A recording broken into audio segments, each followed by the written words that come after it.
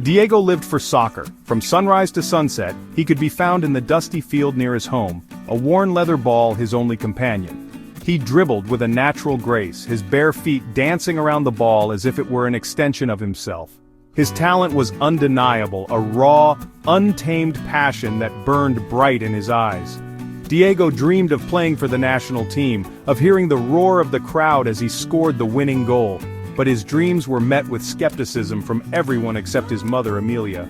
She worked tirelessly as a seamstress, her hands calloused and worn, to provide for Diego and his younger sister.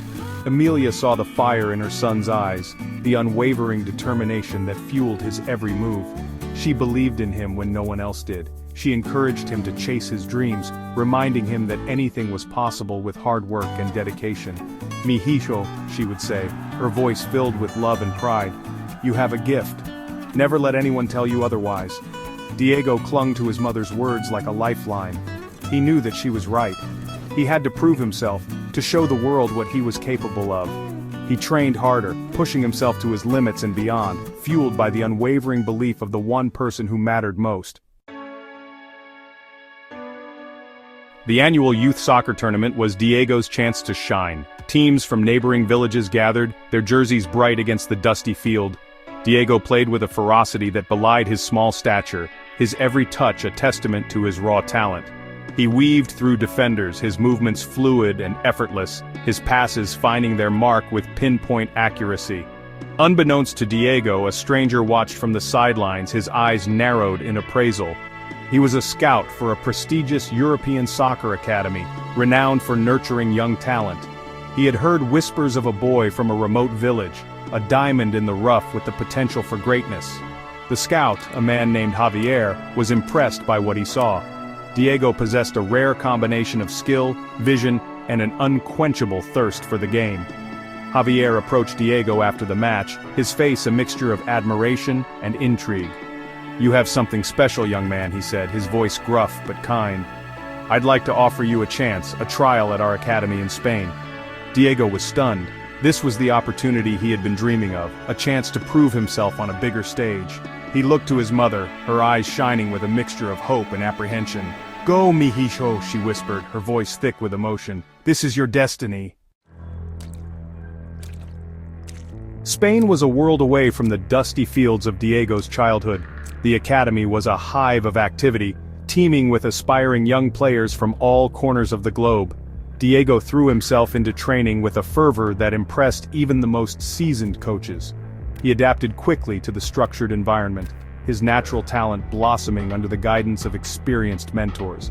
He excelled in every aspect of the game, his touch, vision, and tactical awareness setting him apart from his peers.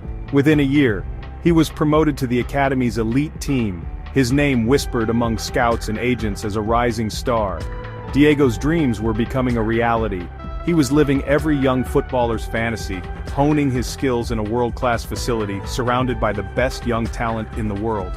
Yet, amidst the thrill of victory and the camaraderie of his teammates, Diego couldn't shake the feeling of loneliness. He missed his mother's warm embrace, the familiar sights and sounds of his village. He longed for someone to share his triumphs and setbacks with, someone who understood the sacrifices he had made, the dreams he held close to his heart. It was during a celebratory dinner after a particularly impressive victory that Diego met Isabella. She was captivating, with smoldering dark eyes and a smile that could light up a room. Isabella was drawn to Diego's quiet confidence and undeniable charm. She saw past the fame and adulation that surrounded him, sensing a vulnerability beneath his reserved exterior. Isabella was unlike anyone Diego had ever met. She was sophisticated, worldly, and seemed genuinely interested in him, not his burgeoning fame. She introduced him to a world of art galleries, fine dining and elegant soirees, a far cry from the simple life he was accustomed to. Diego was smitten. He had never felt so seen, so understood. He showered Isabella with lavish gifts, oblivious to the calculating glint in her eyes. She encouraged his generosity, whispering sweet nothings in his ear, assuring him that their love was the stuff of fairy tales. Diego, blinded by love and still naive to the ways of the world, believed her wholeheartedly. He had found his soulmate, the missing piece in his life's puzzle.